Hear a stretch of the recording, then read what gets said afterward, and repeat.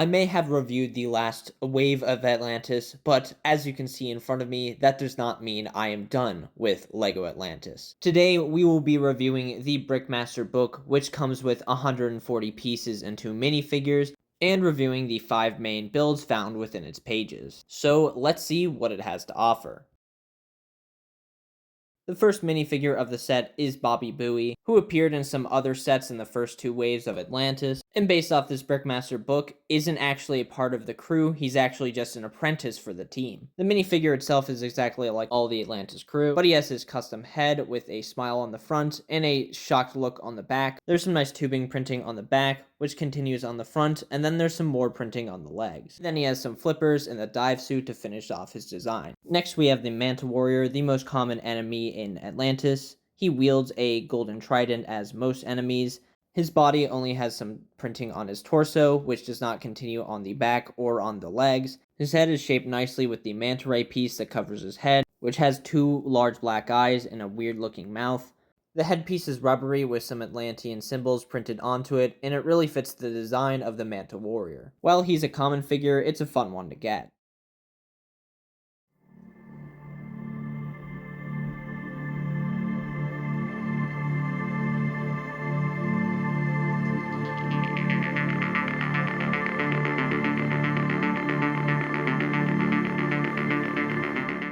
The first build is Treasure Hunt, which contains the most amount of builds and uses all of the pieces included in this set. The first build is this chest, which has some seaweed on the back side of it, but other than that, it's really simple. Guarding it is this sea snake, which is a nice mold, and inside are 4 colored crystals, which are clear, red, blue, and green. Next, we have this small rock structure with some seaweed on it, which gives the Manta Warrior a spot to ambush the diver from. We then have this hammerhead shark build, which I absolutely love. I don't like this red piece on the bottom as it messes with the color scheme, but other than that, it has some fun posability for the flippers and tail, and looks great with the minimal pieces used. Lastly for this build, we have the Explorer Submarine, which has just a lot going on. The vehicle is powered by this turbine back here, which has an odd connection piece, but that's been used in other models, so I'm assuming that's why it's there. It has a couple of these tanks further up, which appear on both sides, and these are actually held on by these spear guns right here, so if you hit it too far, that can flip up, and then it's unstable, which is a flaw in its design. On either side of the front are 2 propellers facing downwards, which can spin on these large shell pieces, and then arms with 4 different spots of articulation. The front has 2 green lights and of course can open up, which reveals the cockpit. There are 2 pairs of lights behind the cockpit and then a detachable drone. Another con is that the tube without the drone feels very cumbersome without it there. The tiny drone has some glass at the front and then a propeller at the back to make it go. It then has 2 sets of arms with 3 different spots of articulation. I do feel like extra pieces should have been added here to make sure the hands didn't fall off while you're playing with it. As the cover build, this one definitely does its job, and I think you can get the most play out of it with everything included.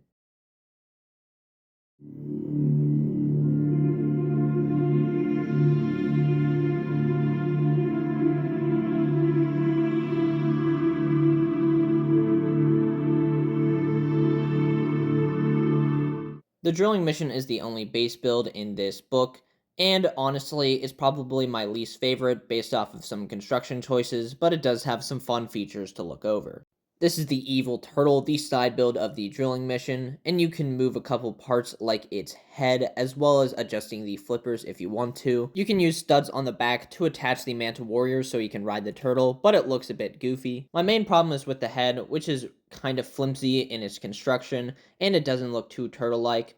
There's also this gap at the bottom, which makes it look odd with the rest of the shell, so I think there should have been a piece added there. But overall, not bad. The drilling base definitely has some things I can get behind, especially the seaweed on the front, which despite not being many pieces, gives us some good depth. The tanks on the front are another good detail, which I assume has the oxygen for the people inside the base. On either side are the propellers, which could definitely be for hydropower for the base to operate. And of course, there's the main drill, which uses the harpoons and a lot of those ratcheted joints to give it a lot of posability, so you can get a good range of motion while you're playing with it. There's some other details, like the 2 pairs of lights on either side, and then the tube is used as an archway which goes around, and it does have a nice look, though even with the cockpit there's a large gap, and I wish that was filled in a little better. The back is where I have most of my problems, especially these assorted studs, which don't serve much of a purpose and just feel kind of out of place. And then there's these shield pieces, which I think they could have used better as walls or something to give the base a bigger profile. And then there's also pieces that were extra, like this, which could have been used to extend the interior. And then these fins, which could have also been used to make the walls longer. The drilling mission has its flaws, but it stands out among the rest of the builds in the book.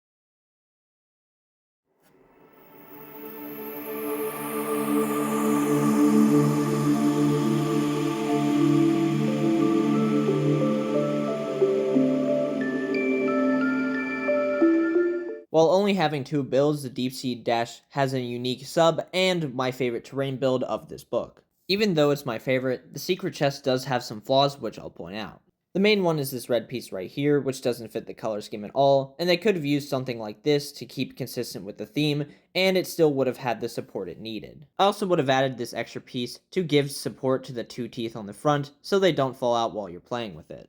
Then we have the Scorpion submarine, which I absolutely love. It has the 2 propellers on the front, which are actually restricted in their movement by a piece behind, which makes sure it can't just spin all the way around, which is a good idea. I do think the bottom could have been improved because we have 2 snot bricks and nothing to do with them. Despite this being a very compact build, you still have enough room to open up the cockpit and place Bobby inside without too much hassle. And like most of the other builds, he has the handlebars to control the vehicle. The 2 green lights on the front also make it look insect-like. Then on the top of the sub, we have more lights in the back, and its namesake tail, which has a spear gun on the top of it, which captures the Scorpion look well and makes it worthy of its namesake. To finish, there are some red lights, and there are noticeable gaps, especially in the side, but this was common among Atlantis vehicles during this time. For the Deep Sea Dash, I love the animal take on the submarine, and the side build is neat as well.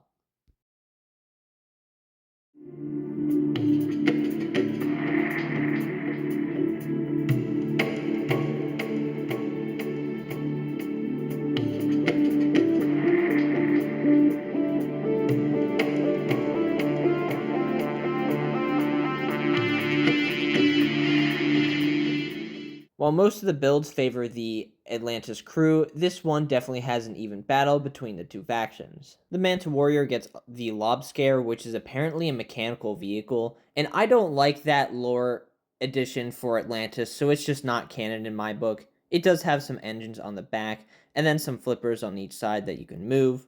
It uses the ratcheted arms in the front, and has 4 different spots of articulation on either arm. And the Lobscare is large enough that the Manta Warrior can sit comfortably on top of it.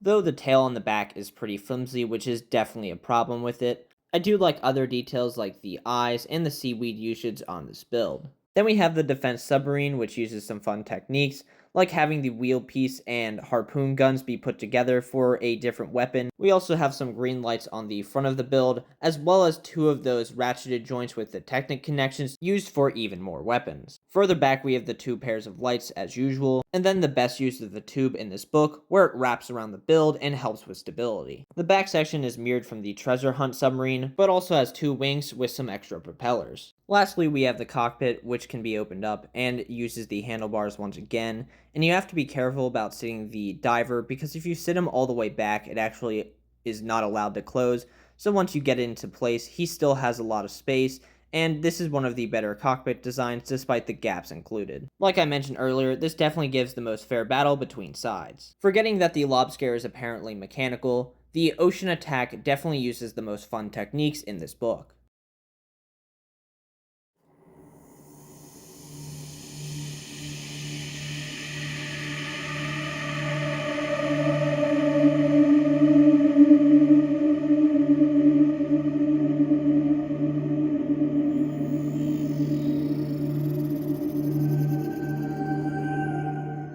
The last build in the book is the Crystal Catch, and it has a lot of things just like the first one, but I don't think it does as good of a job at using the pieces in this set. We have another simple chest and stone structure build, and this one I don't like as much. The chest once again has the crystals inside of it, but not including the clear one because that's used in another build. I don't like how there's a gap in this rock structure that's jutting out, and apart from the snake holding it down, this back part is not applied very well. It can, however, be used to perch up the Manta Warrior, so you have a little spot for him to hide behind while guarding the chest. It also has a lot of room for minifigures with its large base, but honestly it's not my favorite build. In contrast, this water beetle is great. I love the use of the vines as its legs, and they're perched in different ways to give it a unique look and give it some fun ways to stand, which you can adjust by moving the legs themselves. It has some fangs and eyes at its front, and then 2 fins on the back which can be adjusted. It's just really good. Then we have the crystal analyzer for the Atlantis crew, and I don't like how they tried to make the oxygen tank with both of those pieces. If it was just one of those, I think it would work much better, but they decided to go with both, and I just don't think the shaping works out as much as they'd hoped.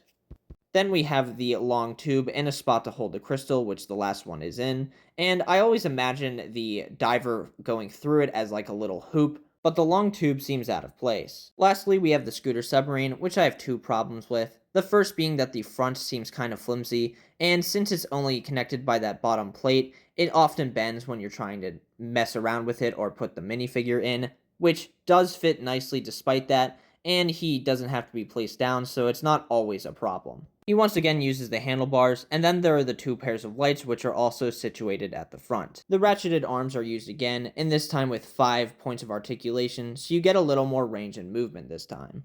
In the middle of the sub, there are these turrets, one on either side with a harpoon and a light on them, and you can move them a little bit, but they do have restriction in motion due to the engines and the cockpit itself. And I think the main problem is they tried to put too much here because it's such a small space and they're fitting so much into it. Even the turbines in the back are restricted in movement, but they still do spin, so at least that works. I do think they would have been better turned to the back because other than the wheel piece, there's not really a lot going on here, and it would have opened up more space in the front. Not my favorite sub, but it still feels unique among the rest of the vehicles. The crystal catch is a bit of a mixed bag, with some things I really like and other things I couldn't get behind. As an Atlantis fan, I like the Brickmaster book. While I know it's for kids, it has 5 different models in one set, wasn't too expensive back in the day, and does some things really well in its builds, and other times things aren't so pretty. This was also at the dying end of alternate builds, which thankfully came back with the series Lego Dreams, which I'm very happy about. And if none of that is convincing, it's still a really great part pack for Lego Atlantis, so even if none of the builds are your style, you can still use it in mocks and other creations. Well, that's all the thoughts I have for this video on the Atlantis Brickmaster book. Like and subscribe if you have enjoyed, and thank you for watching and listening. If you see here, it says 4 extra online models. We're not done yet.